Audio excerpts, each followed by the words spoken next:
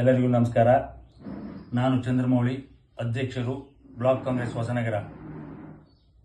ಹೊಸನಗರ ವಿಧಾನಸಭಾ ಕ್ಷೇತ್ರದ ಮರುಸ್ಥಾಪನೆ ಹೋರಾಟದ ರೂಪರೇಷೆ ಚರ್ಚಿಸಲು ಮೂಲೆಗದ್ದೆ ಶ್ರೀಗಳ ನೇತೃತ್ವದಲ್ಲಿ ಫೆಬ್ರವರಿ 12ನೇ ತಾರೀಕು ಬೆಳಿಗ್ಗೆ 11 ಗಂಟೆಗೆ ಗಾಯತ್ರಿ ಮಂದಿರದಲ್ಲಿ ಹಮ್ಮಿಕೊಳ್ಳಲಾಗಿದ್ದು, ಈ ಹೋರಾಟದ ಸಭೆಗೆ ಎಲ್ಲ ಪಕ್ಷದ ಮುಖಂಡರುಗಳು, ಸಂಘ ಸಂಸ್ಥೆಯ ಎಲ್ಲ ಪದಾಧಿಕಾರಿಗಳು, ಕೂಲಿ ಕಾರ್ಮಿಕರು, ರೈತರು, ಎಲ್ಲ ಸಮಾಜದ ಮುಖಂಡರುಗಳು ಭಾಗವಹಿಸಿ ತಮ್ಮ ಸಲಹೆ ಸೂಚನೆಯನ್ನು ಕೊಡಬೇಕು.